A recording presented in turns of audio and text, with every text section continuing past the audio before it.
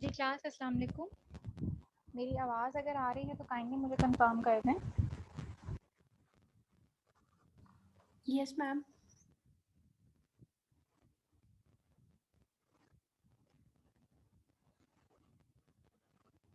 अच्छा जी, कैसे हैं आप लोग? ठीक ठाक हैं? ईद अच्छे से गुजर गई होगी इंशाल्लाह, होपफुली।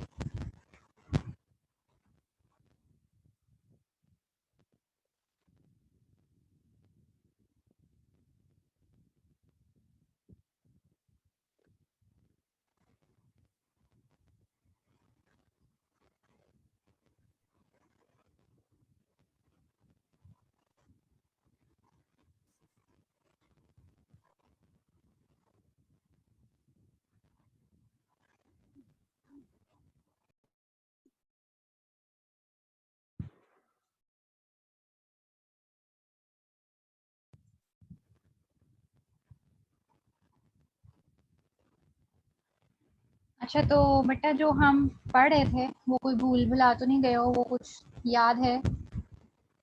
एक हफ्ते का गैप आ गया दरमियान में। मैम थोड़ा सा किया था स्टडी। थोड़ा सा किया था? चलें, अच्छी बात है।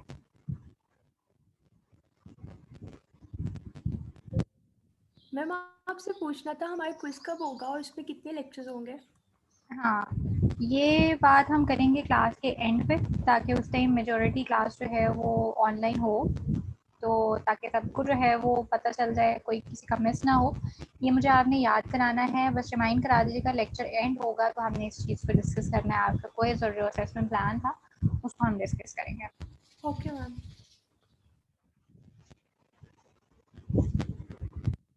चलें, लेक्चर शुरू करते हैं। बेसिकली हम लास्ट टाइम जो पढ़ रहे थे ना, या अभी तक जो चीज़ें हमने पढ़ी हैं, स्पाइन हमने स्टार्ट की हुई थी। और स्पाइन में हमने उसका जनरल स्ट्रक्चर देख लिया, हमने मसल्स का कंट्रोल देख लिया, हमने इंड्योरेंस के बारे में बात कर ली, हमने कोर मसल्स और जो ग्लोबल मसल्स हैं उनके बारे में बात कर ली थी। जो वेरी लास्ट हमारा लेक्चर था उसमें बेसिकली हमने बात की थी पेन की, पेन के इफ़ेक्ट्स की बात की थी, पेन के फैक्टर्स की बात की थी। और उसके साथ हमने जो है वो कुछ फॉल्टी पोस्चर्स जो है उसको डिस्कस किया था कि कौन से मसल्स में क्या इम्बैलेंस आता है, वीकनेस आती है या टाइटनेस आती है, ये चीज़ें देखी थी। और जनरल जो है ना वो हमने गाइडलाइन डिस्कस की थी कि अगर ये फॉल्टी पोस्चर यानी मैल अलाइनमेंट का पेशेंट आपके पास अगर आ जाता है तो आपने उसको हैंडल कैसे करना है, आपने उसको ट्रीट कैसे करना है। तो उसकी जो जनरल गाइडलाइंस थी वो हमने देखी थी। जो बेसिक उसके अंदर एक चीज़ थी जिसका फोकस ज़रूरी था वो ये था कि पेशेंट की आपने अवेयरनेस डेवलप करानी है कि उसका प्रॉब्लम पहले क्या है। पहले तो उसको ये पता हो, उसकी अवेयरनेस हो उसका प्रॉब्लम है क्या, उसको पता हो कि उसका प्रॉब्लम ठीक होगा तो क्या होगा, और फिर उसको ये पता हो कि उसको ठीक करना कैसे है। यानी अगर प्रॉब्लम ठीक हो रहा है तो कैसे हो रहा है, क्या हो रहा है, ये चीज़ें बेसिक बेसिक जो है ना इसमें पोस्चर की जो आपकी मैनेजमेंट है उसमें बेसिक चीज़ ही आपकी क्या है, अवेयरनेस है, जो कि आपने पेशेंट को देनी होती है। देन हमने जनरल उसकी जो है वो गाइडलाइंस पढ़ी थी रिलेटेड कि आपने रिलैक्सेशन किस तरह से लेके आनी है पेशेंट के अंदर। जो मसल्स टेंस हुए हुए हैं, जो मसल्स किस मूड स्विंग्स की वजह से या वैसे फॉल्टी पोस्चर की वजह से जो टेंस्ड हैं, जो मसल के अंदर इट्सेल्फ जो ज़्यादा टेंशन बिल्डअप हुई हुई है, उसको आपने कैसे रिलैक्स करना है, कैसे स्ट्रेस आउट करना है उसको। तो ये कुछ हमने चीज़ें जो है वो वेरी लास्ट लेक्चर जो था हमारा उसमें हमने कवर की थी। और उसके बाद फिर हमारा जो है वो एक हफ्ते की छुट्टियाँ आ गई हैं। फिर आगे लेट्स को कंटिन्यू करते हैं। आगे जो हमने आज चीज़ पढ़नी है वो बेसिकली हमने जो ये चीज़ें हमने वैसे पहले भी पढ़ी हैं, हम इसको सिर्फ रिवाइज करने वाले हैं। Structure and functional components of spine, motions of spinal column जो आरओएम है, जनरल मोशंस हैं, आईवीडी इंटरवर्टिब्रल डिस्क के बारे में। ये तीन चीज़ें जो है ना ये बेसिक कॉन्सेप्ट्स हमारे पास हैं, हम इनको गो थ्रू करते हैं, एक दफ़ा जस्ट रिवाइज हो जाएंगी। असल चीज़ें जो आज हमारा टॉपिक होगा वो होगा स्पाइनल पैथोलॉजीज का एंड इम्पेयर्ड स्पाइनल फंक्शन के, स्पाइन की पैथोलॉजीज क्या है और उसका फिर उनके जो स्पाइन का फंक्शन है उसके ऊपर क्या इफेक्ट आता है, किस तरह से फंक्शन इम्पेयर करता है। बिस्मिल्लाह करते हैं जी। चलें, सबसे पहली बात तो ये कि जो हमारा फंक्शनल कंपोनेंट है स्पाइन का, वो हमने पहले भी डिस्कस किया हुआ है कि दो पार्ट्स में हम उसको डिवाइड कर लेते हैं, इंटीरियर पिलर में और पोस्टीरियर पिलर में हम उसको डिवाइड करते हैं। इंटीरियर में हमारे पास वर्टिब्रल बॉडीज़ हैं और इंटरवर्टिब्रल डिस्क है, और इसका जो बेसिक काम है वो आपकी शॉक एब्जॉर्प्शन का काम है, वेट बेयरिंग का काम है, और वेट की डिस्ट्रीब्यूशन है, सरफेस एरिया को बढ़ाना है, और इवन डिस्ट्रीब्यूशन करने है वेट की, जो बेसिक इसके फंक्शन। फिर हमारे पास जो पोस्टीरियर पिलर आ जाता है, उसमें हमारे पास आपको पता है कि पोस्टीरियर साइड पे जितने भी स्ट्रक्चर्स हैं, वो न्यूरल आर्च से शुरू हो जाएं, आप पेडिकल्स हैं, लेमिनाज हैं, आपके फेसिट्स हैं, और फिर आपके ट्रांसवर्स प्रोसेसेस हैं, दो स्पाइनस प्रोसेस है एक, तो ये सारी चीज़ें आपकी जो है वो पोस्टीरियर पिलर के अंदर आ जाती है, ठीक है। और जो पोस्टीरियर पिलर है ना, बेसिकली वो आपकी मोबिलिटी आपको प्रोवाइड कर रहा है, क्योंकि यहाँ पे जॉइंट्स और यहाँ पे ही मूवमेंट होनी है, तो बेसिक जो मूवमेंट है वो आपकी पोस्टीरियर पिलर के अंदर आती है। और ये याद रखिएगा कि जहाँ पे मूवमेंट होगी वहाँ पे उसको स्टेबल करने की भी ज़रूरत पड़ेगी। अगर एक चीज़ मोबाइल ही नहीं है, अगर उसमें मोबिलिटी है ही नहीं, तो उसको स्टेबल करने की क्या ज़रूरत है, ठीक है, वो तो ऑटोमेटिकली स्टेबल है नेचुरली। तो जहाँ पे मूवमेंट है वहीं पे स्टेबिलिटी की ज़रूरत है, तो वहीं पे फिर आपको वो स्ट्रक्चर्स मिलेंगे जो बेसिकली आपको स्टेबिलिटी देने वाले हैं, लाइक मसल्स हैं, आपके टेंडन हैं, आपके लिगामेंट्स हैं, कैप्सूल है, ये सारी चीज़ें आपकी कहाँ आ जाती हैं, पोस्टीरियर पिलर के अंदर प्रेजेंट है। जो स्पाइनल सेगमेंट है जिसकी हमने बात की थी कि जो एक फंक्शनल यूनिट है स्पाइन का, दैट इज जिसको हम मोशन सेगमेंट कहते हैं, वो दो वर्टिब्रास हैं, उनके दरमियान में एक इंटरवर्टिब्रल डिस्क और आसपास का जितना स्ट्रक्चर बनता है, जितने भी आपके जॉइंट्स आ जाते हैं, जितने भी आपके सॉफ्ट टिश्यूज आ जाते हैं, ligaments, tendons, muscles, capsule, blood vessels, nerves, उस पर्टिकुलर एरिया के अंदर दो वर्टिब्रास एक इंटरवर्टिब्रल डिस्क के दरमियान में, उसको हम कहते हैं कि ये मोशन सेगमेंट है, ठीक है। मोशंस की हमने बात की थी पहले भी, हमने ये चीज़ डिस्कस की है कि फ्लेक्शन एक्सटेंशन होती है। यहाँ पे ये चीज़ याद रखिएगा कि जो स्पाइन की फ्लेक्शन और एक्सटेंशन है वो उसी तरह से सैजिटल प्लेन के अंदर आ जाती है।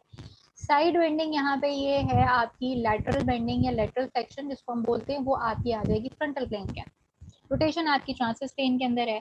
Interior posterior share forces and share होती है ऑपोजिट डायरेक्शन में लगने वाली मूवमेंट। अब अगर दो वर्टिब्रास की हम बात करें ना, एक वर्टिब्रा अगर इंटीरियर मूव कर रहा है और एक वर्टिब्रा पोस्टीरियर जा रहा है, तो ये शेयर है ऑपोजिट डायरेक्शन के अंदर है। तो इसमें वर्टिब्रल जो डिस्क है उसके ऊपर स्ट्रेच प्रोड्यूस होता है एंटीरियर और पोस्टीरियर डायरेक्शन में। लैटरल शेयर ये है कि अगर आपका एक वर्टिब्रा राइट साइड पे और दूसरा वर्टिब्रा जो आपका लेफ्ट साइड पे मूव कर रहा है, तो वो आपका लैटरल शेयर है। कंप्रेशन है, दो वर्टिब्रास प्रेस हो रहे हैं, उनके दरमियान स्पेस कम हो रही है, और डिस्ट्रैक्शन है कि दो वर्टिब्रास पुल अपार्ट हो रहे हैं और उनके दरमियान में स्पेस क्या हो रही है, इंक्रीज हो रही है। तो ये आपकी जो है वो पिक्चर के साथ जो है वो रिप्रेजेंटेशन है इन 6 मूवमेंट्स की, जिनकी हम पहले भी पिछले लेक्चर्स के अंदर जो है वो चीज़ें डिस्कस कर चुके हैं। होपफुली ये चीज़ें आपको याद होंगी। इंटरवर्टिब्रल डिस्क की अगर हम बात करें तो बेसिकली इसके जो पार्ट्स हैं वो एक एंड प्लेट है, एपोफिजियल रिंग होती है इसके अंदर जो आपकी ग्रोथ वगैरह के लिए इम्पोर्टेंट है, और जो एंड प्लेट है वो आपकी उसमें एक कॉटिलेजनस लेयर है जो कि कॉटिलेज जो कि हर जॉइंट में होती है आपको पता है, और एक आपकी बोनी लेयर है जो कॉटिलेज बोन के साथ जो है वो अटैच होगी और वो आपकी डिस्क को वर्टिब्रा के साथ अटैच करेगी। और इसके जो स्ट्रक्चर्स में आ जाती है, डिस्क इटसेल्फ जो है वो आपकी क्या है, एनोलस फाइब्रोसिस है जो उसके बाहर आउटर रिंग्स हैं, न्यूक्लियस प्रोपोसिस है, सेंट्रल पार्ट है जो कि जेल लाइक है, बलून लाइक है मटेरियल, और जो बेसिक आपकी जो शॉक एब्जॉर्प्शन है वो आपका न्यूक्लियस आपको प्रोवाइड कर रहा है, और कॉटिलेजनस एंड प्लेट है जिसकी अभी हमने पीछे बात की है कि उसमें दो चीज़ें आती हैं। देन आपके पास इंटरवर्टिब्रल फोरामिनास हैं, आपको पता है कि जो आपकी नर्व्स हैं जहाँ से स्पाइनल कॉर्ड से इमर्ज होनी है और फिर आपकी बाकी पेरिफेरल नर्व्स बननी है, वो आपकी इंटरवर्टिब्रल फोरामिनास से निकलनी है, ठीक है। पोस्टीरियर साइड पे ये प्रेजेंट है, और इसके जो कंटेंट्स हैं आपको पता है कि नर्व जो है, जो नर्व रूट है बेसिकली वो मिक्स्ड होती है, उसके अंदर सेंसरी पार्ट भी इन्वॉल्व होता है, उसमें मोटर पार्ट भी होता है, और उसमें इवन आपका जो एएनएस का पार्ट है, सिंपैथेटिक जो नर्व्स हैं वो भी उसमें प्रेजेंट होती है। तो ये आपका जो है वो मिक्स्ड इसका नर्व होती हैं। साथ में आपके यहाँ पे ब्लड वेसल्स भी जो है ना वो प्रेजेंट होंगी। तो ये सारे कंटेंट्स हैं आपके स्पाइनल फोरामिनास से जो कि यहाँ से इमर्ज आउट हो रहा हो, ठीक है। ये जो पिक्चर है इसमें आपको बेसिकली ये फोरामिना दिखाया हुआ है, ये एक फोरामिना है, ठीक है। इसके 3 पार्ट्स हैं, एक तो बिल्कुल सेंट्रल है, न्यूट्रल बिल्कुल सेंटर पार्ट है इसका। एक आपको मिलेगा इंफीरियर वर्टिब्रल नॉच है, जो कि दो वर्टिब्राज में से जो ऊपर वाला वर्टिब्रा है वो आपका इंफीरियर नॉच बनाएगा, बिल्कुल ऐसे जैसे फेसेट जॉइंट की बात होती है। और जो लोअर वर्टिब्रा है वो आपकी सुपीरियर वर्टिब्रल नॉच बनाएगी। और ये कंप्लीट अगर आप इसको ये देखें तो ये जो एक राउंड नॉच सा फोरामेन बनता है, ये एक कंप्लीट फोरामेन बनेगा जिसमें से उस पर्टिकुलर सेगमेंट पे क्या है, नर्व्स निकलेंगे। ठीक है जी। अब बेसिक चीज जो यहाँ से शुरू होती है, जो पढ़ने वाली हमारी नई चीजें हैं, वो है हमारी पैथोलॉजी, खास तौर पे इंटरवर्टिब्रल डिस्क की, कि उसमें कौन कौन सी पैथोलॉजी आती है। सबसे पहले तो कोई इंजरी, जनरल इंजरी हो सकती है, कोई ट्रॉमा वगैरह हो सकता है। डीजनरेशन ऑफ डिस्क हो सकती है जो कि विद एज है, या अगर एज को अगर हम ना भी देखें तो रेपिटेटिव लोडिंग है और एक्सेसिव लोडिंग है, तो वो भी आपको जो है वो डीजनरेट कर सकती है, जल्दी डीजनरेट कर सकती है। लाइफस्टाइल मैटर करता है। देन हमारे पास आ जाती हैं कुछ ये टर्म्स आगे जो लिखी हुई हैं, herniation, protrusion, prolapse, extrusion, free sequestration. ये क्या चीज़ है? ये जो पांच की पांच टर्म्स है ना, इन सब के लिए जनरली हम एक टर्म यूज करते हैं, दैट इज कॉल्ड हर्निएशन या डिस्क स्लिप। ठीक है, कि डिस्क जो है वो स्लिप हो गया, डिस्क बल्ज भी हम बोलते हैं उसके लिए एक वर्ड।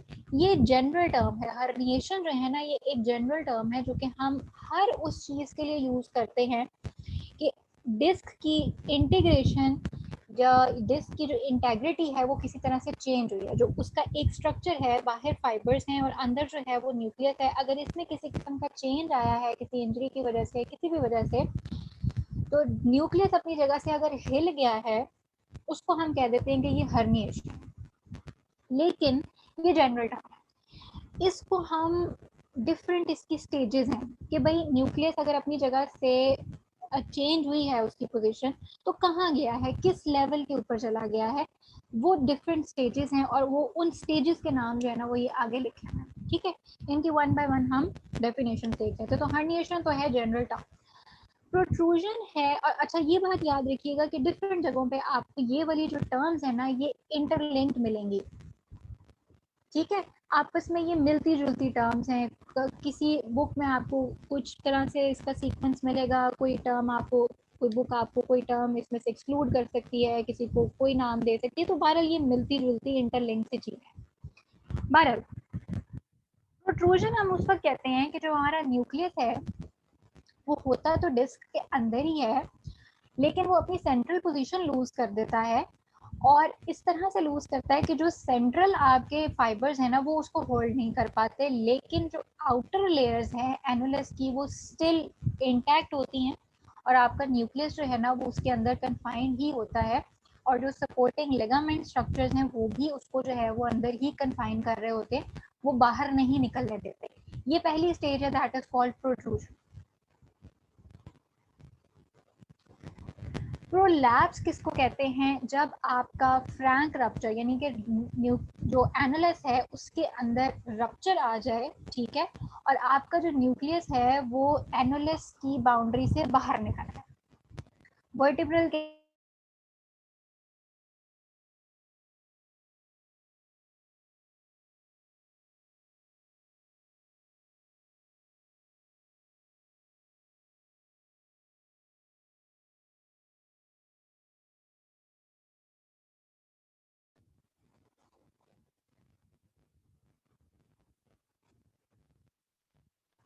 अच्छा जी, अगर आपका जो न्यूक्लियस है वो वर्टिब्रल कैनाल के अंदर आ रहा है प्रोट्रूड होके, तो उसको हम कहेंगे प्रोलैप्स।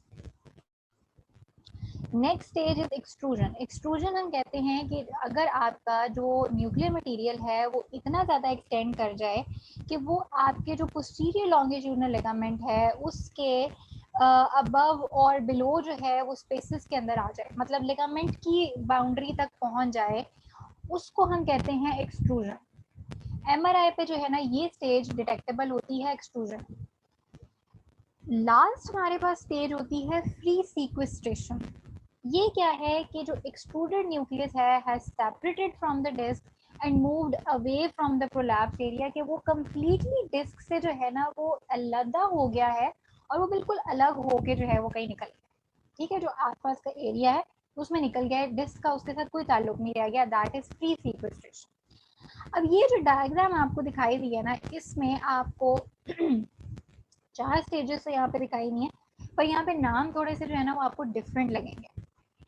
कि ये आपकी अगर बुक की डेफिनेशन से अगर हम बात करें ना, तो ये जो आपकी ये स्टेज है जिसमें आखिरी लेयर्स तक जो है वो कन्फाइन है, ये आपकी बेसिकली क्या है, प्रोट्रूजन है। ठीक है, इसको हम प्रोलैप्स कहते हैं और इसको हम एक्सट्रूजन कहते हैं। और अगर सीक्वेस्ट्रेशन है, अगर ये जो आपका न्यूक्लियस है ना, ये बिल्कुल ही डिस्क से अलग हो जाए, उसके साथ उसका कोई लिंक ही ना रहे, तो आपको डिफरेंट जगहों पे डिफरेंट स्टेजेस और डिफरेंट नाम जो है वो मिल सकते हैं, लेकिन ये इंटरलिंक्ड से ही चीज़ें। ओवरऑल हम इन सारी की सारी स्टेजेस को एक नाम दे देते हैं आसानी के लिए, दैट इज डिस्क हर्निएशन या डिस्क स्लिप या डिस्क बल्ज। ठीक है, ओवरऑल हम उसको जनरल एक टर्म दे देते हैं इन सारी स्टेजेस को इकट्ठा बताने के लिए। बट आपको नॉलेज के लिए पता होना चाहिए कि इसकी कितनी स्टेजेस हैं, कब किस स्टेज पे जाके हम क्या कहेंगे कि न्यूक्लियस किस स्टेज पे है, तो उसका नाम फिर क्या होगा। अच्छा, अब यहाँ पे ये जो हर्निएशन है ये क्यों होती है, या तो ये फटीग ब्रेकडाउन की वजह से हो सकती है या ये ट्रॉमेटिक रप्चर की वजह से हो सकती है। दो चीज़ें हैं यहाँ पे जो जनरल हम टर्म यूज़ करते हैं, एक होती है हमारे पास एक्यूट ट्रॉमा होता है और एक हमारे पास रेपिटेटिव ट्रॉमा होता है। रेपिटेटिव ट्रॉमा वाला क्या होता है कि आपको कोई लोड अप्लाई हो रहा है आपके ऊपर, और वो लोड जो है ना वो आपको कोई बहुत ज़्यादा नुकसान नहीं दे रहा, लेकिन वो छोटा सा आपको क्या कर रहा है, माइक्रो टीयरिंग कर रहा है आपको। माइक्रो टीयरिंग हो रही है, फिर दोबारा लोड लग रहा है माइक्रो के ऊपर माइक्रो माइक्रो माइक्रो माइक्रो, वो होता होता किसी एक टाइम पे जाके वो इतना ज़्यादा इंजरी हो जाती है कि फिर वो मैक्रो की फॉर्म में आपके सामने आ गया। ये है आपकी रेपिटेटिव ट्रॉमा। रेपिटेटिव ट्रॉमा अगर हम स्पाइन के ऊपर अप्लाई करें, तो रेपिटेटिव ट्रॉमा की वजह से वो बेसिकली हम स्पाइन के केस में कहेंगे फटीग ब्रेकडाउन। जब लोड आपकी स्पाइन के ऊपर और वर्टिब्रल डिस्क के ऊपर माइक्रो ट्रॉमास होते रहेंगे, किस वजह से, अगर आपका पोस्चर एबनॉर्मली प्रोलॉन्ग टाइम के लिए एसिमेट्रिकल है, फ्लेक्स्ड पोस्चर है, टॉर्जनल स्ट्रेसेस उसके अंदर आ रहे हैं, तो आपके वो जो एनुलस फाइबर्स है ना, उनके ऊपर बहुत ज़्यादा जो है वो स्ट्रेच रहने लग जाएगा और वो माइक्रो टीयरिंग होना शुरू हो जाएंगी जगह जगह से।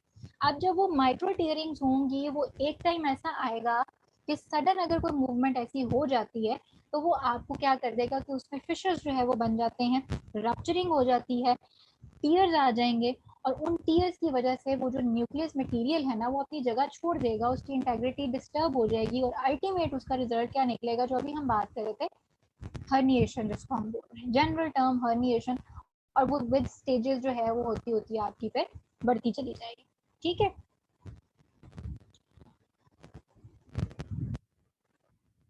अब नेचुरली जो है ना वो इसमें हीलिंग तो होती है, हर इंजरी के साथ जो है वो अल्लाह ताला ने बॉडी के अंदर नेचुरल हीलिंग का प्रोसेस रखा हुआ है। बट आपको ये चीज़ याद होगी कि आपकी जो डिस्क है उसकी अपनी ब्लड सप्लाई कोई नहीं है, बहुत पुअर सर्कुलेशन है यहाँ पे। तो जब पुअर सर्कुलेशन होगी तो उसकी वजह से हीलिंग ऑब्वियसली क्या हो जाएगी, लेट हो जाएगी, डिले हो जाएगी, क्योंकि सर्कुलेशन नहीं है, आपको उसके लिए प्रॉपर जो कंटेंट्स चाहिए हीलिंग के लिए वो नहीं आपको उतने अच्छे मिलेंगे। तो हीलिंग अटेम्प्ट होती है बॉडी की तरफ से, लेकिन उसमें ऑब्वियसली टाइम लग जाता है क्योंकि सर्कुलेशन पुअर है। दूसरी चीज़ है हमारे पास ट्रोमेटिक रप्चर, जिसको अगर हम बाकी बॉडी के हिसाब से देखें तो उसको हम कहते हैं एक्यूट ट्रॉमा। एक्यूट ट्रॉमा क्या होता है कि एक ही आपके पास ट्रॉमा एक ही दफ़ा लगा और वो इतना ज़्यादा मैग्नीट्यूड में था कि उसने एक ही दफ़ा में आपको जो है वो इंजरी कॉज कर दी, रप्चर कर दिया या व्हाटएवर जो भी इंजरी थी।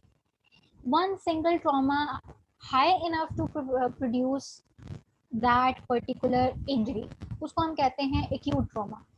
स्पाइन के केस में, इंटरवर्टिब्रल डिस्क के केस में इसको हम कहेंगे ट्रोमेटिक रप्चर, कि आपको एक ही दफ़ा इतना सडन जो है वो आपके ऊपर ट्रॉमा आया है कि जो एनालिस था वो एक ही दफ़ा जो है वो टूट गया, उसका रप्चर हुआ और वो जो आपका था न्यूक्लियस मटेरियल वो बाहर निकल आया, हर्निएशन हो गई।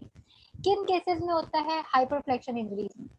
हाइपरफ्लेक्शन साथ में अगर आपने कोई लोड भी उठा रहे हो, वेट उठा रहे हो, वो लिफ्टिंग कर रहे हो, एक बड़ी लेमन टर्म है जो कि आम तौर पे आप लोगों ने सुनी होगी कि जी कमर में दर्द होगी, क्या हुई जी, चुक पड़ गई है। बहुत कॉमन वर्ड है चुक पड़ना।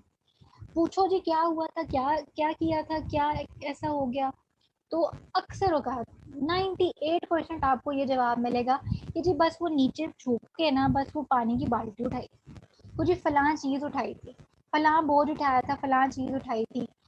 और फीमेल्स कंप्लेन करती हैं जी वो कपड़े धो रहे थे, वो कपड़े भारी थे, पर्दे धो रहे थे जी, वो पर्दे जो गीले थे वो उठाए हैं नीचे से, या कोई चीज़ उठाई है नीचे से, उस टाइम पे जो जो चुप पड़े। अब ये जो चुक है ना पेशेंट के लिए तो पेन है, पेशेंट को तो बस ये है कि जो मूवमेंट नहीं हो रही और बस बस जो स्पाइन है ना वो बिल्कुल स्टिफ हो गया। ये दो तरह के इसमें आगे केसेस हो सकते हैं, या वो सिंपल स्पैज्म भी हो सकता है, मस्कुलर स्पैज्म, ठीक है, कि वो बहुत ज़्यादा फोर्स जो है उसके ऊपर लग गई है, मसल स्पैज्म में जा सकता है सिंपल। या दूसरा केस जो है ना वो फिर ये है ट्रोमेटिक रप्चर वाला, जिसमें आपका एनुलस जो है वो रप्चर होता है सडन इंजरी की वजह से, एक्यूट इंजरी की वजह से, और हर्निएशन जो है ना वो एट द स्पॉट हो रही है। ठीक, अब वो डिपेंड करता है कि हर्निएशन का कौन सा स्टेज है, कौन सा लेवल है, उसके अकॉर्डिंग फिर पेशेंट की सेवेरिटी मैटर करती है। एक्सियल जो ओवरलोड है, आपको पता है कि कंप्रेशन स्पाइन के ऊपर आता है। कंप्रेशन जो है ना वो आपकी इंटरवर्टिब्रल डिस्क को कम नुकसान पहुंचाता है, उससे पहले आपकी जो एंड प्लेट है या जो आपकी वर्टिब्रास बॉडी है इटसेल्फ उसको ज़्यादा नुकसान पहुंचाता है in the form of compression fracture. आपको याद होगा, आपने ये चीज़ पढ़ी होगी कि जब कंप्रेशन फ्रैक्चर आता है तो स्पाइन पे जो उसका एक्सरे है इमेज, उसके अंदर स्पाइन वो जो वर्टिब्रा है वो वेज शेप का जो है वो फील होता है, उसकी प्रॉपर चार्ज जो है ना वो बाउंड्रीज हमें नहीं नजर आती, वो वेज शेप का बन जाता है। क्यों? क्योंकि वो कंप्रेस हो जाता है, दब जाता है, क्रश हो जाता है, और वो वेज शेप का जो है ना वो फिर हमें नजर आने लगता है एक्सरे इमेज के ऊपर। ये बेसिकली, या ये जो हर्निएशन या जितने भी डिस्क रिलेटेड प्रॉब्लम्स हैं, खास तौर पे ये जो एक्सियल कंप्रेशन की बात है, तो ये एज रिलेटेड भी है, और ज़्यादा ये 30 to 45 ईयर्स की एज को ज़्यादा इफेक्ट करता है। क्यों? क्योंकि ये एज ऐसी है जिसमें आपकी जो है ना वो रेपिटेटिव लोडिंग इतनी ज़्यादा हो चुकी हुई होती है माइक्रो टीयरिंग की वजह से, और आपका लेकिन स्टिल आपका न्यूक्लियस जो है वो शॉक एब्जॉर्प्शन कर रहा होता है, उसमें एबिलिटी होती है कि वो वाटर को एब्जॉर्ब कर सके, रिलीज कर सके। न्यूक्लियस है ही वाटर की एब्जॉर्प्शन और रिलीज, ठीक है ना, यही उसका शॉक एब्जॉर्प्शन का काम करता है। तो ये उसमें कैपेबिलिटी होती है, बट वो कम हो चुकी होती है एज कम्पेयर टू जो आपकी अर्ली लाइफ में थी।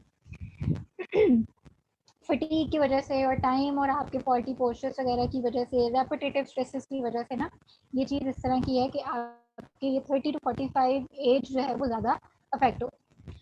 अब जो डीजनरेटिव चेंजेस हैं वो क्या है कि loss of any loss of integrity of disc, किसी भी किस्म की इंटेग्रिटी में चेंज आ रहा है, डीजनरेटिव चेंज वो उसको डिस्क को जो है वो डीजनरेटिव की तरफ ले जाती है। ठीक है, अब उसमें जो है वो कुछ जेनेटिक कंपोनेंट्स भी इन्वॉल्व होते हैं कि लाइक आपकी जो बैक पेन है वो क्रॉनिक बैक पेन ये फैमिलीज के अंदर भी रहम करती है, जेनेटिकली चलती आ रही होती है।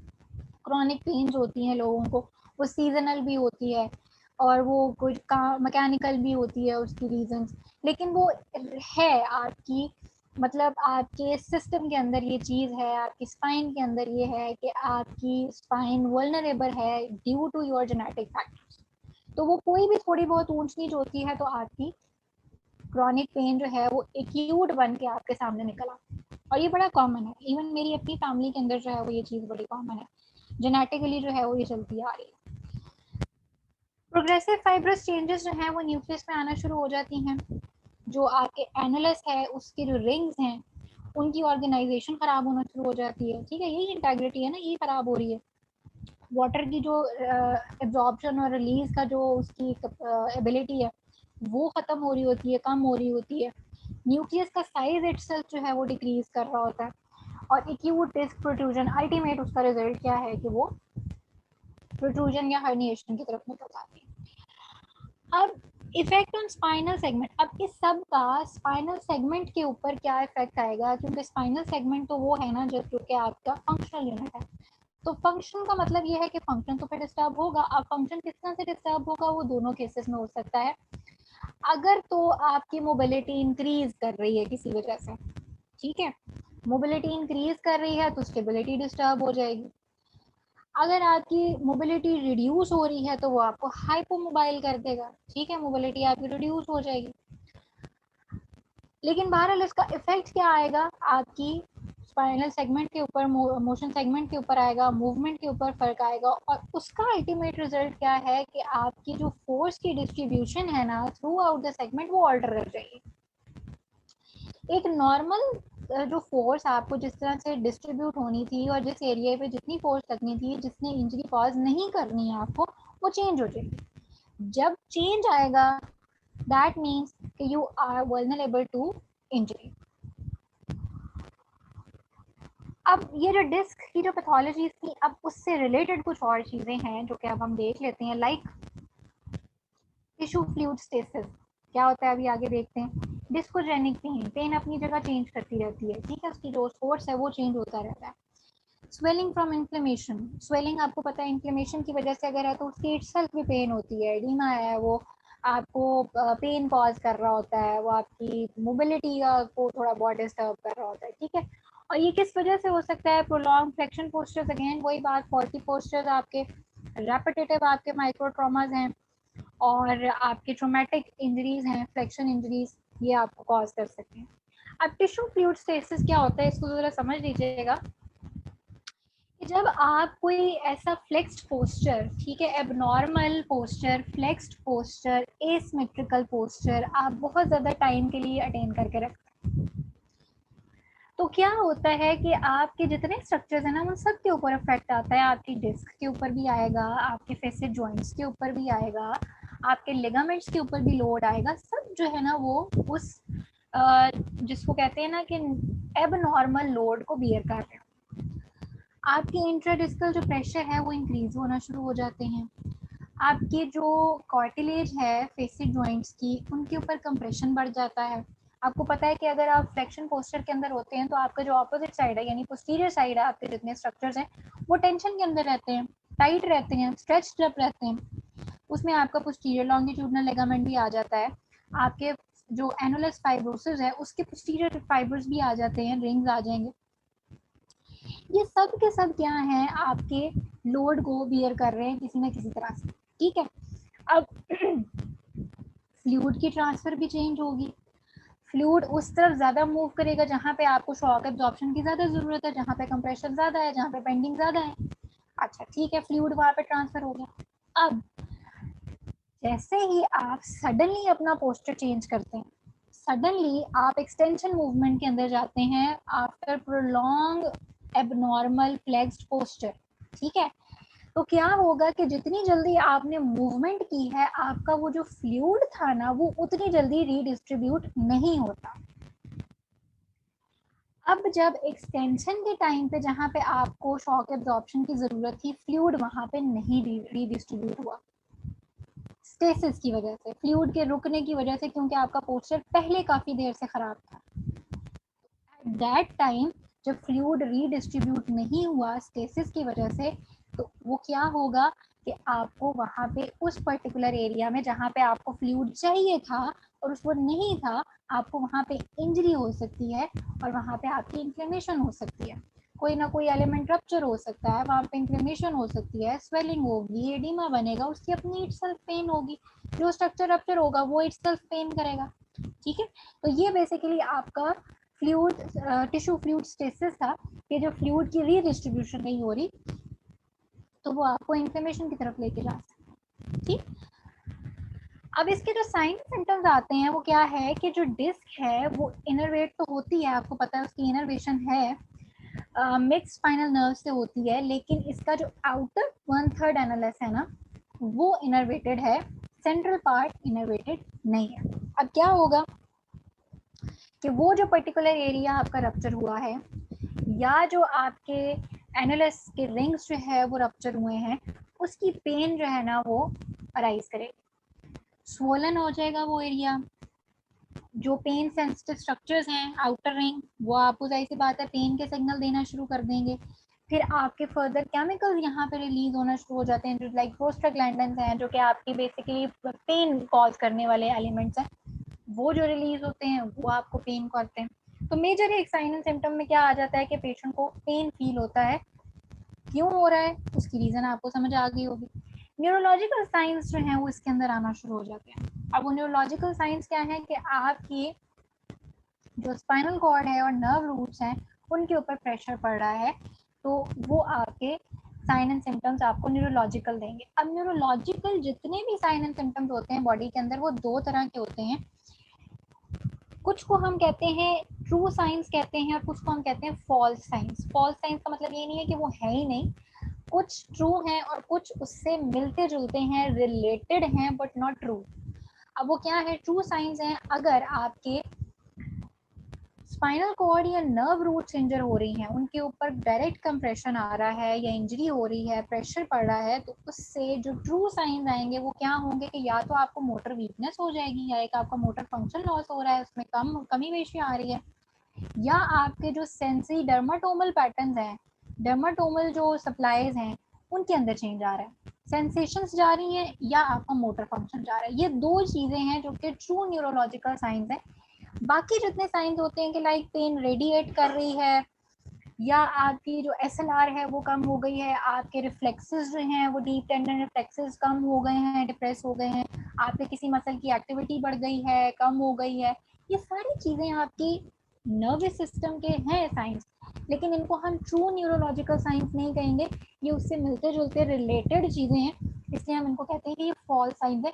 बट ये दोनों के दोनों जो हैं वो ट्रू भी और फॉल्स भी आपके इसमें प्रेजेंट कर सकते हैं। ठीक है, कुछ शिफ्टिंग सिम्टम्स होते हैं, लाइक जैसे मैंने आपको पहले कहा डिस्कोजेनिक पेन, पेन अपनी जो है ना वो साइट चेंज करती रहती है, अपनी पोजीशन, अपना सोर्स जो है वो चेंज कर सकती है। इन्फ्लेमेशन के अपने जो है ना वो साइन एंड सिम्टम्स होंगे, इरिटेट हो सकता है आपका जो ड्यूरा मैटर है, आपकी ये जो लेयर्स हैं ये हो सकती हैं, इरिटेट हो सकती हैं, और ये जो इन्फ्लेमेशन है ये आपकी जल्दी भी रिजॉल्व हो सकती है, बट ये प्रोलॉन्ग भी कर सकती है, परसिस्ट भी कर सकती है। ठीक है, स्ट्रेट लेग रेजिंग एक ऐसा टेस्ट है जो बड़ी सारी चीज़ों के लिए हम यूज़ करते हैं, और अगर हम ये ख़ास तौर पर डिस्क रिलेटेड चीज़ों की अगर हम बात करें, तो अगर स्ट्रेट लेग रेजिंग में जो आपको पता है कि नॉर्मली आपके लेग के अंदर भी पेन आती है ना, वो समटाइम्स स्ट्रेच की पेन भी होती है, या वो बाकायदा पेन भी होती है, समटाइम्स सिर्फ स्ट्रेच होता है, समटाइम्स पेन भी होती है। तो इन ईदर केस आपकी जो स्ट्रेट लेग रेजिंग के साथ लेग में पेन आए और साथ में जो आपकी बैक में पेन है, अगर इन दोनों को हम कंपेयर करें ना, तो डिस्क के प्रॉब्लम्स में आपकी बैक की पेन जो है ना वो वर्स हो जाएगी as compare to leg pain. तो ये आपका एक पॉजिटिव साइन है कि जी स्ट्रेट लेग रेजिंग के साथ अगर बैक की पेन बढ़ी है तो वो आपका डिस्क का प्रॉब्लम है। ठीक है, ये प्रॉब्लम या खासतौर पे इन्फ्लेमेशन जो है वो ऐसी चीज़ है जिसके लिए आपको खाली जो है वो एक्सरसाइजेस नहीं, आपको जो मेडिकेशन है वो भी रिक्वायर्ड होती है, लाइक एनसेड्स जिसको हम कहते हैं, एंटी इन्फ्लेमेटरी एजेंट्स जो हैं वो भी रिक्वायर्ड होते हैं ताकि आप उसको ओवरकम कर सकें। अब ये जो पेन है या ये जो सिम्टम्स हैं, इनके बिहेवियर किस तरह से हैं कि ये 20 to 55 ईयर्स की एज में कभी भी हो सकता है। हम में से मोस्टली लोगों ने जो है वो इस चीज़ को एक्सपीरियंस की होगी बैक पेन को, लेकिन ज़्यादा चीज़ें ये कब कॉमन हो जाती हैं 30 to 40 ईयर्स के अंदर, क्योंकि वही बात कि आपकी एज उस वक्त इस तरह की है कि आपके ऊपर रेपिटेटिव लोडिंग इस तरह की हो चुकी भी होती है, माइक्रो टीयरिंग और ये वो सारा कुछ, कि आप जो है ना वो थोड़े से रिस्क आपके बढ़ जाते हैं।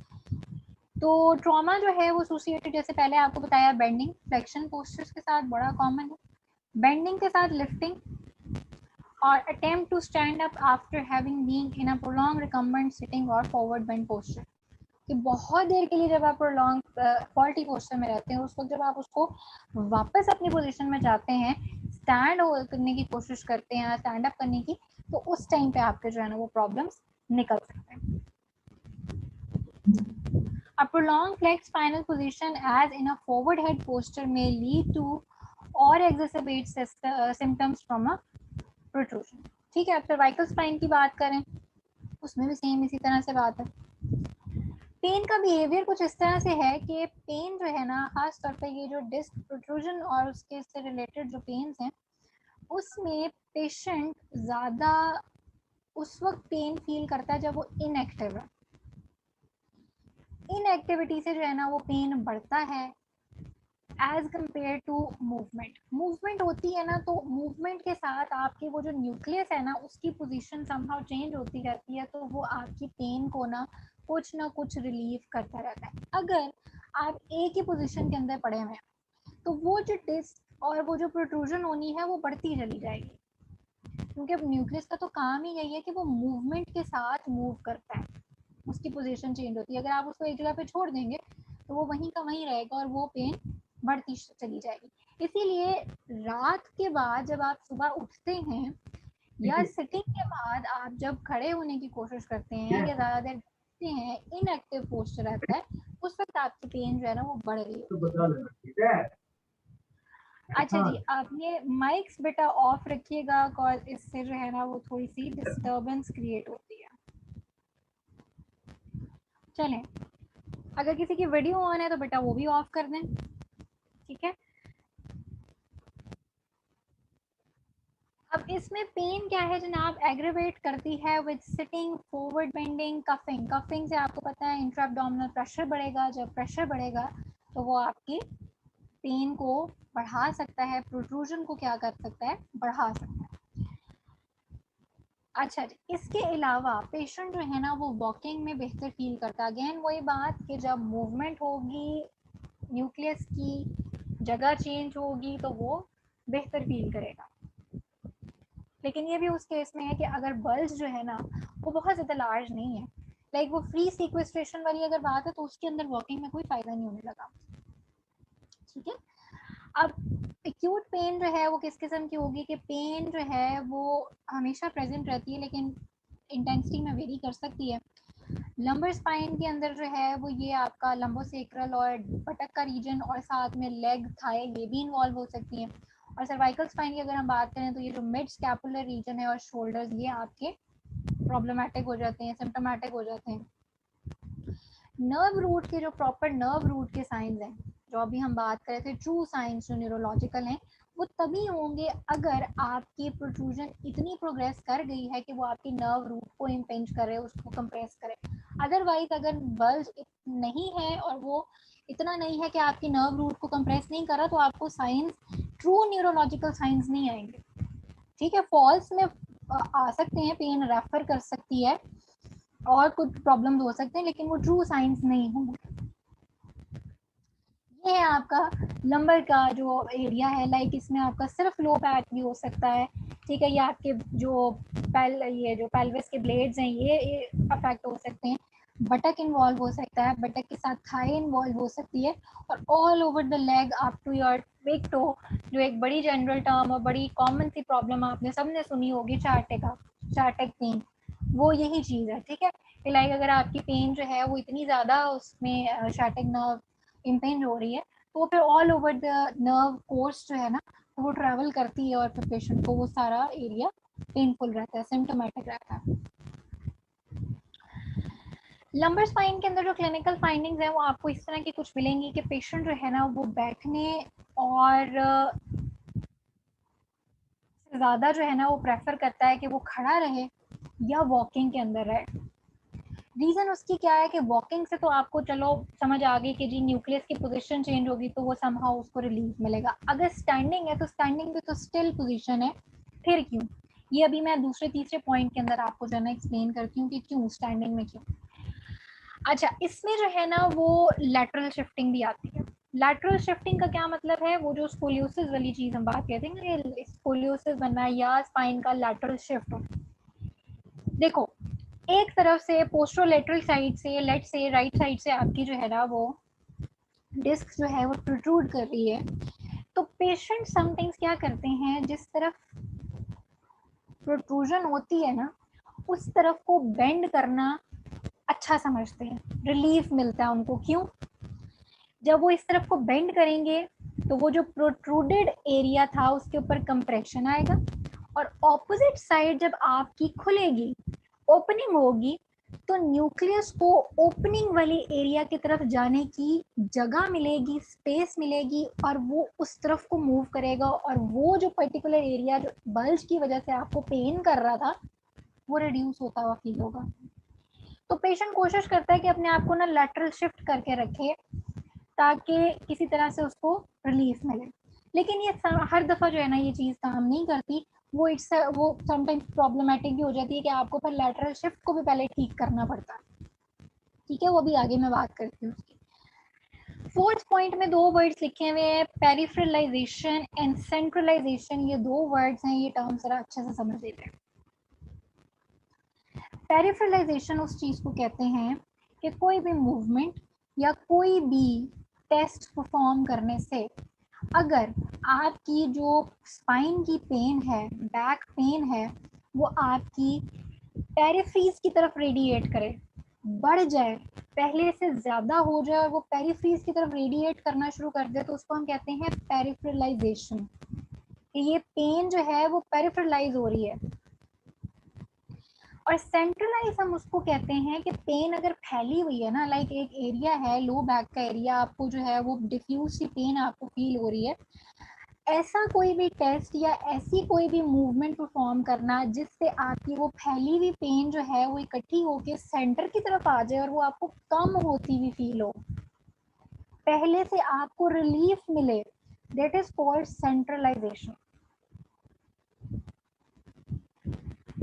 अब जब आप क्लिनिकली इसको असेस करते हो तो हम ये देखते हैं कि किस मूवमेंट में आपकी पेन जो है वो पेरिफेरलाइज कर रही है और किस मूवमेंट में आपकी पेन सेंट्रलाइज कर रही है।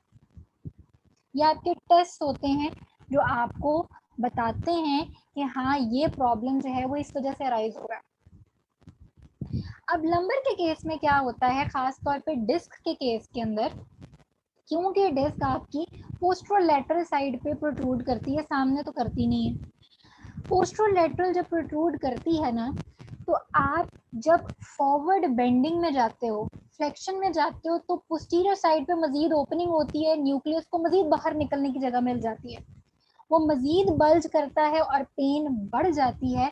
तो लंबर के केस में, डिस्क के केस में आपकी फॉरवर्ड बेंडिंग के साथ हमेशा पेन जो है वो पेरिफेरलाइज करती है, पेन बढ़ के रेडिएट करने लग जाती है पेरिफ्रीज के अंदर।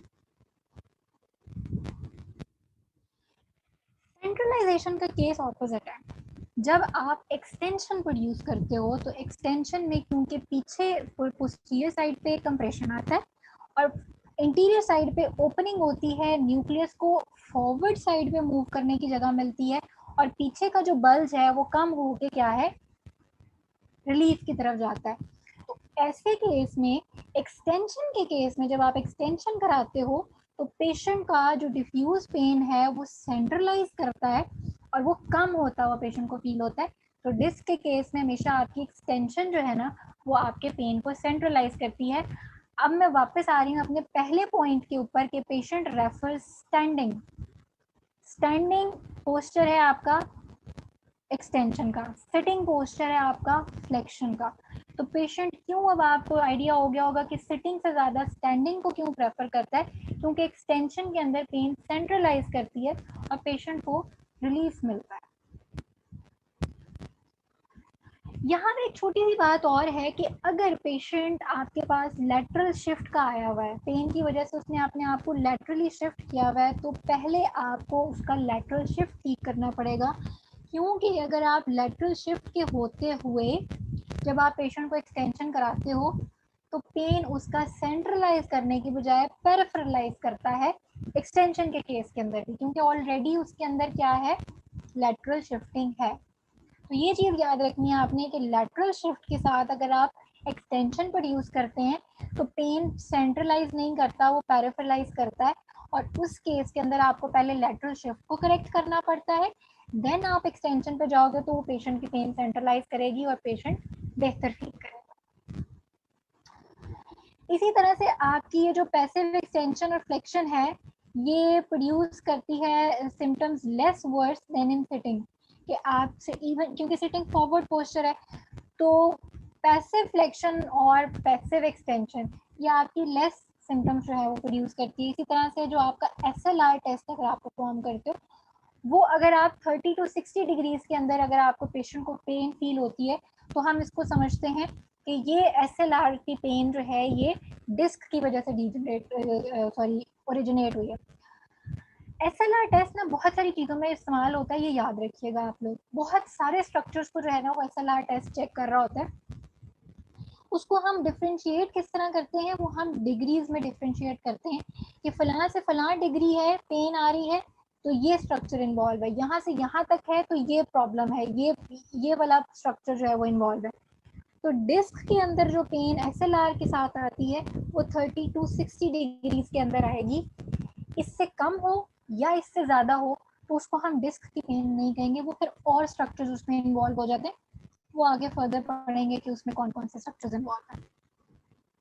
उसमें आपके हिप भी इन्वॉल्व होता है और बहुत सारे स्ट्रक्चर्स हैं, मसल्स हैं, ठीक है, उनकी पेन्स डिफरेंट एंगल्स के ऊपर जाके आती है। तो यहाँ पर ये आपने याद रखना है कि जो डिस्क की पेन है वो एसएलआर के साथ कब आती है, 30 to 60 डिग्रीज के अंदर। That is the lateral shift जिसकी अभी मैं बात करी थी कि पेशेंट जो है ना वो लैटरल शिफ्टिंग के साथ आपके पास आता है।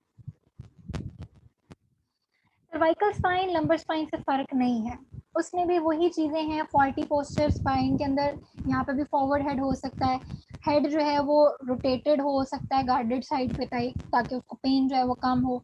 इसमें भी फ्लेक्शन जो है वो पेरिफेरलाइज करती है सिम्टम्स को, एक्सटेंशन जो है वो सेंट्रलाइज करती है। इस तरह से नर्व की मोबिलिटी जो है वो इम्पेयर कर सकती है अपर लिम्ब के अंदर, क्योंकि जाहिर सी बात है अगर नर्व इन्वॉल्व हो रही है और उसकी ग्लाइडिंग अगर प्रॉपर नहीं है तो वो उसके सिम्टम्स आ जाएंगे, स्टार्ट हो जाएंगे। वो शुरू में हमने पढ़ा था नर्व की ग्लाइडिंग जो है वो प्रॉपर ना हो तो पेन होना शुरू हो जाती है, सिम्टम्स आ जाते हैं। यहाँ पे जो है ना वो ट्रैक्शन फ़ायदा देती है सर्वाइकल स्पाइन के अंदर। जब आप सर्वाइकल ट्रैक्शन देते हो पेशेंट को, जब आप वर्टिब्रास के दरमियान में गैप प्रोड्यूस करते हो तो ऑटोमेटिकली नेचुरली आपके जो बल्ज है उसको जगह मिलती है, स्पेस मिलती है और वो रिड्यूस होने की कोशिश करता है अपनी ओरिजिनल पोजीशन के ऊपर, ठीक है। लेकिन ये जो ट्रैक्शन है ये एक वो कह लो कि परमानेंट तो उसका हल नहीं है, क्योंकि अगर न्यूक्लियस आपके इस वजह से बल्ज आउट हो रहा है क्योंकि आपका एनोलस रप्चर हुआ है, तो आप जितनी मर्जी दफ़ा ट्रैक्शन दे दें, जब आप दोबारा उसके ऊपर मैकेनिकल लोड्स अप्लाई करेंगे तो वो फिर प्रोट्रूड हो जाएगा, क्योंकि उसको रोकने वाली चीज़ें नहीं है ना। तो ये सिम्टम्स को ज़रूर रिलीव करती है, ये आपका टेस्ट भी हो सकता है, हम इसको एज अ ट्रीटमेंट भी यूज़ करते हैं कि इसको हम ट्रीट करें ताकि वो बल्ज जो है वो वापस रिड्यूस हो और फिर हम बाकी चीज़ों को जो है वो स्ट्रेंथन अप करें ताकि फिर बल्ज वो दोबारा जो है वो ना बने। लेकिन अगर आपके स्ट्रक्चर्स जो हैं वो आपको बल्ज को होल्ड नहीं कर पा रहे तो वो फिर हर दफ़ा जो है ना वो आपको बल्ज प्रोड्यूस हो सकता है। ये एरिया है आपका जो सर्वाइकल के अंदर अगर हर्निएटेड डिस्क है तो ये एरियाज आपके अफेक्ट हो सकते हैं, that is the lateral shifting. और इसमें अगर आप देखें तो जो नेक है वो आपको जो है वो न्यूट्रल नज़र नहीं आएगी, ठीक है, वो आपको बेंड है, रोटेटेड है स्लाइड सी, वो भी आपको उस तरह से फील होगी। तो ये लैटरल शिफ्टिंग जो है वो लंबर में भी आती है और उसमें भी आती है सर्वाइकल के अंदर में। अब ये जो पैथोमैकेनिकल रिलेशनशिप्स हैं ना ऑब्वियसली ये इम्पॉर्टेंट हैं, आपके चेंजेस जो आती हैं और उसकी वजह से फिर आपका जो मसल्स का कंट्रोल ऑल्टर होता है उसमें जो चेंजेस आती हैं और अल्टीमेटली फिर ये होती होती वो जो डी जनरेशन है वो आपकी बोन्स लेवल तक भी चली जाती है ना, ये बोन्स भी आपकी जो है उसके अंदर चेंजेस आना शुरू हो जाती हैं। तो इन सब का इफेक्ट आपके ऊपर क्या पड़ता है, ये जो पैथोलॉजीज थी इनका आपकी स्पाइन की मोबिलिटी के ऊपर क्या इफेक्ट आएगा, आपकी डेफिनेटली क्या है, इंस्टेबिलिटी है। Patient demonstrate difficulty moving in the mid ranges of spinal motion and may demonstrate shifting or fluctuation in the movement. Pain भी रीजन है इसका, बाकी जो स्ट्रक्चर्स है वो आपको जो सपोर्ट देने वाले थे वो भी इसका रीजन हो सकते हैं, ठीक है। तो आपके स्पाइनल जो सेगमेंट है उसके अंदर इंस्टेबिलिटी आएगी, आपकी मूवमेंट जो है ना वो ऑल्टर हो जाएगी। देन एक उसमें जो चेंज आता है वो स्टीनोसिस का चेंज आ सकता है कि आपके जो फोरामिनाज हैं, जो स्पेसेस हैं वो रिड्यूस हो जाएं। अब उसकी बेतहाशा रीजन हो सकती हैं। अगर आपकी स्पाइनल कैनाल में स्पेस कम हो रही है उसको हम सेंट्रल स्टीनोसिस कहते हैं, और अगर आपकी वो जो फोरामिनाज हैं उनमें अगर स्पेस कम हो तो उसको हम लेटरल स्टीनोसिस कहते हैं। बट उसकी रीजंस जो है वो बेतहाशा है, वो कंजेनिटल भी है, वो एक्वायर्ड भी है, किसी भी एज में हो सकती है, डिस्क की प्रोट्रूजन की वजह से भी स्पेस कम हो सकती है, स्कार्स बन जाएंगे, एडहेजन्स बन जाएंगी तो भी रिड्यूस हो जाएगी, सिंपल कोई स्वेलिंग ही हो जाती है जॉइंट की या किसी भी वजह से इन्फ्लेमेशन हो रही है, एडीमा बन रहा है तो भी आपकी जो स्पेस है वो रिड्यूस कर जाएगी। ओस्टियोफाइट्स बन रहे हैं स्पॉन्डिलोसिस के अंदर, जैसे बन जाते हैं तो स्पेस रिड्यूस हो रही है। स्पॉन्डिलोलिस्थीसिस है, फॉरवर्ड स्लिपिंग हो गई है वर्टेब्रा की, तो भी स्पेस रिड्यूस है। फॉल्टी पोस्चर्स, तो भी स्पेस रिड्यूस। तो कोई भी प्रॉब्लम हो सकता है जिसकी वजह से स्पेस रिड्यूस हो रही है, और अल्टीमेटली वो आपकी क्या कॉज करेगी, पेन भी कॉज करेगा, आपकी मोबाइल जो आपका मोशन सेगमेंट है उसकी मोबिलिटी को भी अफेक्ट करेगा। देन ये दोनों चीज़ें मिलके आपको क्या है, रेडिकुलोपैथी कर सकती हैं, क्योंकि ज़ाहिर स्पेस कम हो रही है, इंस्टेबिलिटी आ रही है, तो नर्व्स जो है वो इम्पिंज करेंगी, रेडिकुलोपैथी आएगी। डिस्क अगर उसको कंप्रेस कर रही है तो भी आ सकती है। डिस्क की अगर हाइट कम हो गई है, जैसे डीजनरेटिव चेंजेस के अंदर होता है, तब भी। अगर आपका वर्टिब्रा जो है वो ट्रांसलेट ज़्यादा कर गया है, तो भी आपकी जो है वो नर्व्स के ऊपर कंप्रेशन बढ़ सकता है। इन्फ्लेमेशन की वजह से स्पेस रिड्यूस होगी, स्टीनोसिस वगैरह, ओस्टियोफाइट्स फॉर्मेशन है, स्पॉन्डिलोलिस्थीसिस है, ये सारी की सारी चीज़ें हैं, ये आपकी बेसिकली आपको क्या अल्टीमेट कॉज कर रही हैं, रेडिकुलोपैथी। ठीक है, नर्व्स के साइन एंड सिम्टम्स। तो ये चीज़ें हैं जो आपकी ये पैथोलॉजीज जो है ना वो फिर आपकी स्पाइन के फंक्शन पे इस तरह से अफेक्ट होती हैं। जो इंस्टेबिलिटी है वो कॉज कर सकती हैं, स्टीनोसिस कॉज कर सकती हैं, और आपका रेडिकुलोपैथी कॉज कर सकती हैं, नर्व्स के साइन एंड सिम्टम्स आपको कॉज कर सकते हैं। तो बेसिकली ये हमारा ये आज का लेक्चर था, इसमें कुछ जनरल चीज़ें थी रिवीजन वाली, और कुछ हमारी नई चीज़ें थी जो कि स्पाइन की पैथोलॉजी से रिलेटेड, और उनके फिर साइन एंड सिम्टम्स क्या और क्यों किस तरह से, ये सारी चीज़ें आज हमने डिस्कस की। इसमें बेटा कोई चीज़ समझ में नहीं आई है तो पूछ लीजिए।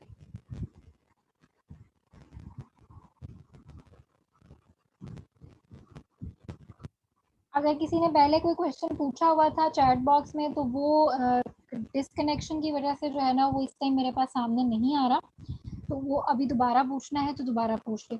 रेडिकुलोपैथी बेटा नर्व्स के साइन एंड सिम्टम्स, जब नर्व के ऊपर कंप्रेशन आता है, ट्रू साइंस या फॉल्स साइंस वो आपके प्रोड्यूस हो सकते हैं, दैट इज रेडिकुलोपैथी।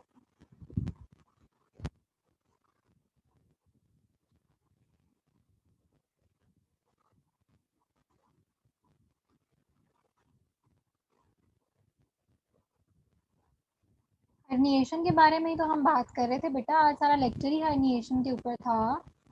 न्यूक्लियस अगर अपनी जगह छोड़ दे, न्यूक्लियस जो है वो अपनी इंटेग्रिटी जो है वो लूज कर दे, तो उसको हम हर्निएशन कहते हैं, जनरल टर्म है, इट्स जनरल टर्म। उसकी कुछ स्टेजेस हैं, वो आप देख लीजिएगा इसके लेक्चर के अंदर। फॉल्स साइंस इंपॉर्टेंट होते हैं, ऐसा नहीं है कि इनमें से कोई भी चीज़ अनइम्पॉर्टेंट है। फॉल्स और ट्रू दोनों इम्पॉर्टेंट हैं, उनकी अपनी अपनी जो है वो इंटरप्रिटेशंस हैं। बताने का मकसद ये था कि ट्रू जो है ना साइंस हम उनको कहते हैं जब डायरेक्ट आपका कंप्रेशन आ रहा है और उसकी वजह से या मोटर फंक्शन जा रहा है या सेंसरी सिस्टम जा रहा है।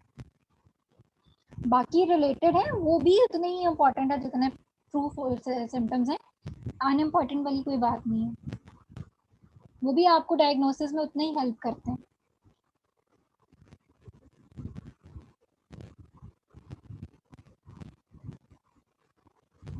मोबाइल ज़्यादा यूज़ करने से सर्वाइकल प्रॉब्लम हो रहा है, तो देखो मोबाइल ज़्यादा यूज़ करने से बेसिक जो मूवमेंट है वो कौन सी है जो ज़्यादा हो रही है, फ्लेक्शन है ना, फॉरवर्ड फ्लेक्शन, यही प्रॉब्लम कर रहा है। तो अगर आप फ्लेक्शन की ही एक्सरसाइजेस कराओगे तो आप तो उस चीज़ को और ज़्यादा एग्रीवेट कर रहे हो, हमने तो उसको कम करना है फ्लेक्शन को, इसलिए हम ऐसे पेशेंट्स को जो है ना वो फ्लेक्शन की तरफ नहीं लेके जाते, क्योंकि वो तो ऑलरेडी वो बहुत ज़्यादा कर रहा है। हमें उन मसल्स को स्ट्रेंथन अप करने की ज़रूरत है जो कि उसको होल्ड नहीं कर पा रहे सही से, दैट इज बेसिकली एक्सटेंशन के मसल्स।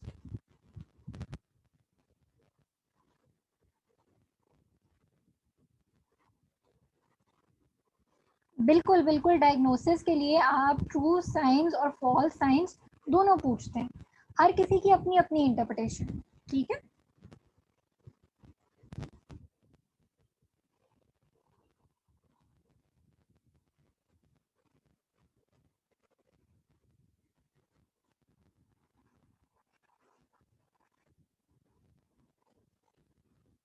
हम डिफ्रेंशिएट कैसे करते हैं कि फ्लेक्शन से पेन है कि एक्सटेंशन से पेन है। देखिए, एक आप न्यूट्रल से हट के एक मूवमेंट जो है वो ज़्यादा कर रहे हैं, आप एक पोस्चर के अंदर ज़्यादा लेके जा रहे हैं, आप फ्लेक्स्ड पोस्चर के अंदर पेशेंट को ज़्यादा रख रहे हैं, ठीक है, मोबाइल यूज़ की वजह से आप ज़्यादा फ्लेक्स्ड पोस्चर यूज़ कर रहे हैं, तो आपका जो इम्बैलेंस आ रहा है ना वो आपके फ्लेक्शन वाले मसल्स और एक्सटेंशन वाले मसल्स के दरमियान में इम्बैलेंस आ गया। एक मसल ज़्यादा यूज़ हो रहा है, दूसरा वाला अपनी लेंथ से ज़्यादा बढ़ रहा है क्योंकि उसके अंदर स्ट्रेचिंग ज़्यादा आ रही है।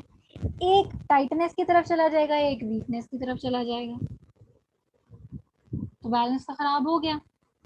तो आप अगर एक मसल ऑलरेडी टाइट है उसी को एक्सरसाइज करानी शुरू कर दोगे, उसकी स्ट्रेंथनिंग करानी शुरू कर दोगे, तो क्या फायदा मिलेगा आपको? आपको तो उसकी जरूरत है ना जो वीक हो रहा है, उसको स्ट्रेंथन अप कराओ। अब स्ट्रेंथन अप कैसे कराओगे? जब आप एक्सटेंशन एक्सरसाइज खुद यूज करोगे। एक्सटेंशन की फुल रेंज के अंदर जब आप रेजिस्टिव ट्रेनिंग कराओगे तो आप उसको स्ट्रेंथन अप कर दोगे। फ्लेक्शन में तो ऑलरेडी वो है पोस्चर, पोस्चर देखेंगे ना हम कि पेशेंट जो है वो कौन सी मूवमेंट ज़्यादा कर रहा है, कौन सा मसल जो है वो उसको ज़्यादा यूज़ कर रहा है, इम्बैलेंस कहाँ आ रहा है।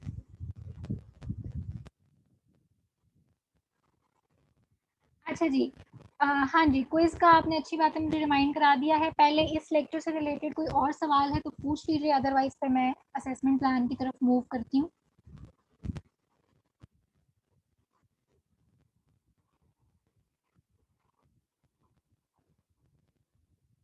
चलें, आई थिंक मूव करते हैं असेसमेंट प्लान की तरफ। बेटा ये आपका असेसमेंट प्लान है जो कि छुट्टियों से पहले मैंने आप लोगों के साथ जो है वो ईमेल के थ्रू और एलएमएस पे शेयर कर दिया था। इसको ज़रा एक दफ़ा देख लीजिए। ये आपका डेट वाइज जो है वो असेसमेंट प्लान है। इसमें आपके वीक्स और डेट्स जो हैं वो मेंशन है, असेसमेंट्स आपकी मेंशन है कि कौन सी असेसमेंट आपकी किस वीक के अंदर होनी है। हम इसी को फॉलो करेंगे। डेट्स आगे पीछे हो सकती हैं, कोई मसला नहीं है, आपकी फिजिबिलिटी मेरी फिजिबिलिटी उसके अकॉर्डिंग हम इसको चेंज कर सकते हैं, बट वीक्स को हम चेंज नहीं करेंगे, कोशिश हम यही करेंगे। अब सबसे पहली जो आपकी असेसमेंट है दैट इज क्विज। ठीक है, ये हमारा जो है वो क्विज होना है, that would be on 7th week. 7th week अभी जो हमारे पास ये 6th वीक स्टार्ट हो गया है, यहाँ पे हमारे पास 17th मई है आज, और ये हमारा 6th वीक जो है ना वो शुरू हो गया है, और 26 बन रही है अगले वीक का वेंसडे बन रहा है। ठीक है, अगले वीक का वेंसडे बन रहा है 26 मई, और अभी हमारे पास 2 लेक्चर्स और होंगे। आज हमने 6th लेक्चर पढ़ा था, 7th और 8th, 8 लेक्चर्स तक का सिलेबस आपके पास होगा, और वो आपका क्विज होगा 26 मई को। 7th वीक बन रहा है, सिनेरियो बेस्ड होगा। ये चीज़ें ज़रा अच्छे से सुन लीजिए, सिनेरियो बेस्ड होगा। सिनेरियो का आपको पता है, छोटी सी स्टोरी आपको बताई जाएगी और एमसीक्यूज आपको होंगे, वो ऑप्शंस आपको दिए होंगे कि उसके रिलेटेड आपने ऑप्शन अपना टिक करना होगा कि ये इसका आंसर क्या बनेगा।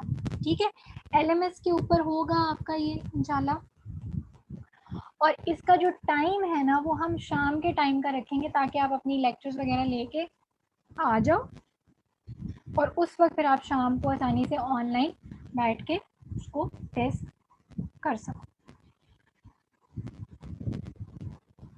मैम रिकॉर्डिंग्स कहाँ पे मिलेंगी? रिकॉर्डिंग्स बेटा आपकी एलएमएस पे अवेलेबल हैं। हर सेशन का रिकमेंडेड जो सोर्सेज का सेशन उसका लेबल है उसको खोलिए, उसके अंदर आपको हर लेक्चर का लिंक मिल जाएगा। अच्छा, बाकी की जो असेसमेंट्स हैं उसमें ज़रा देख लीजिए, आपकी असाइनमेंट होनी है ये उससे नेक्स्ट वीक में होगी, यानी 8th वीक के अंदर, और उसमें हम कर लेंगे। वीडियो असाइनमेंट होगी, टॉपिक आपको बताऊंगी, आपने उसके ऊपर जो है वो छोटी सी 3-4 मिनट की वीडियो प्रेजेंट करनी होगी। मिड टर्म आपके एग्जाम्स होने हैं, उसी तरह से ऑनलाइन एग्जाम्स होंगे आपके एलएमएस के ऊपर, उसकी बाकायदा आपके पास डेट शीट आ जाएगी, वो 9th से 10th वीक के अंदर एक्सपेक्टेड है, उसमें कंडक्ट होंगे। उसके बाद फिर हमने वाइवा रखना है, वाई उसी तरह से कंटिन्यू रहेंगे हमारे लेक्चर्स, और ये 13th वीक के अंदर हम जाके रखेंगे अपना वाइवा, जिसमें ऑलमोस्ट हमारा जो है ना वो 80% तक सिलेबस हम कोशिश करेंगे तब तक कवर हो चुका हो, उसका हम लेंगे वाइवा फाइनल से पहले ताकि हम आराम से अपना वाइवा देके ख़त्म हो चुके हों। हमारी असेसमेंट्स पूरी हो चुकी हों, हमें पता हो कि हमने कितना जो है वो स्कोर कर लिया है और हमें फाइनल में कितनी मेहनत करने की ज़रूरत है।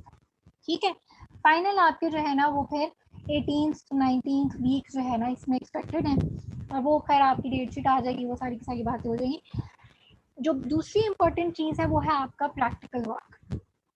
प्रैक्टिकल जो होने हैं ना वो राइट नाउ अभी कुछ नहीं पता, क्योंकि सिचुएशन जो कोविड की है, आपको पता है लॉकडाउन ये वो सारा कुछ, लेकिन जो एक स्केड्यूल बना है उसके अकॉर्डिंग हम इसको करेंगे 16th वीक के अंदर। तब तक सिचुएशन जो है वो काफ़ी हद तक हमें समझ आ चुकी होगी। होपफुली लॉकडाउन जो है वो तब तक ख़त्म हो जाए या जैसे भी हमें अलाउ हो, तो हम इसको 16th वीक के अंदर कर लेंगे। दो प्रैक्टिकल वर्क है, दो हैं आपके प्रैक्टिकल्स हैं, एक आपका न्यूरल मोबिलिटी से रिलेटेड है और दूसरा आपकी स्पाइन की मोबिलाइजेशन आपको सिखानी है। ये दो चीज़ें हैं, इसको हम डिवाइड कर लेंगे।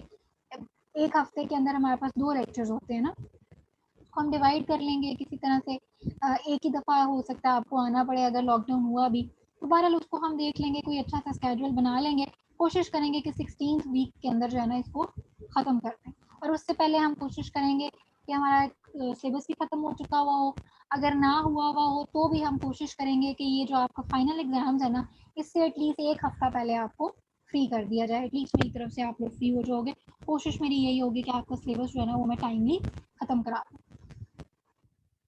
ठीक है जी, इस जी जो क्वेश्चन असेसमेंट था प्लान हमारे है क्विज आपका, की वेटेज क्या होगी? अच्छा वेटेज हम वो भी डिस्कस कर लेते हैं। अच्छा आपने याद करा दिया, हम डिस्कस कर लेते हैं। ये बेटा आपके असेसमेंट्स की वेटेजेस हैं।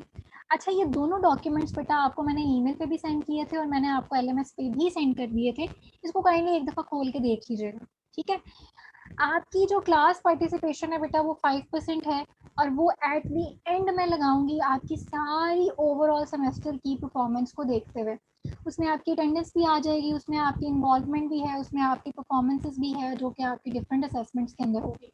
तो वो 5% है, वो मेरे पास है, वो एट दी एंड देखेंगे। असाइनमेंट मोस्ट प्रोबेबली आपकी वीडियो ही होगी, वो आपकी 5% होगी। सिनेरियो बेस्ड क्विज जिसकी आप बात कर रहे थे जो अभी अगले वीक में होगा, दैट वुड बी ऑन 10%।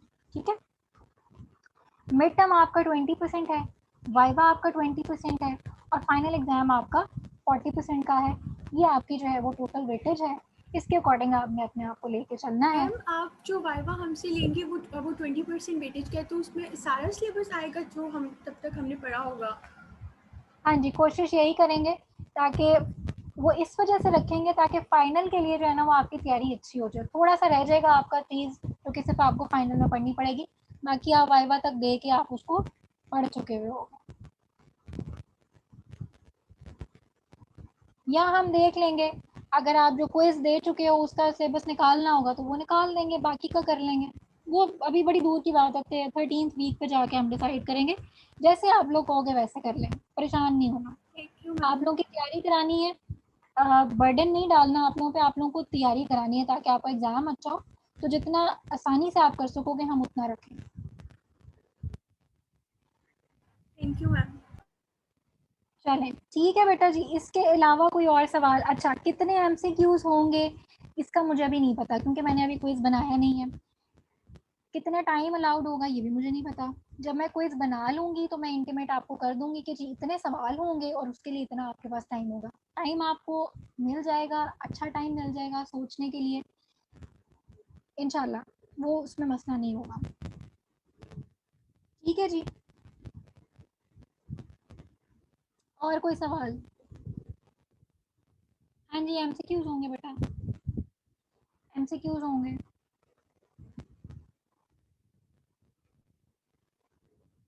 चलें ठीक हो गया जी, फिर अब इसको जो है वो साथ के साथ आप पढ़ना शुरू कर दें। अब आपके पास एक पूरा टाइमलाइन है, पूरे सेमेस्टर का है, अब उसके अकॉर्डिंग आपने जो है ना वो पढ़ना खुद है।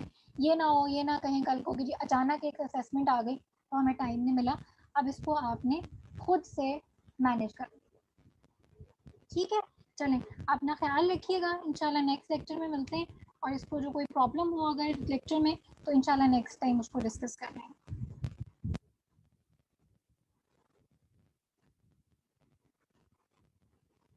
चलें, अल्लाह हाफ़िज़ बेटा, अपना ख्याल रखिएगा।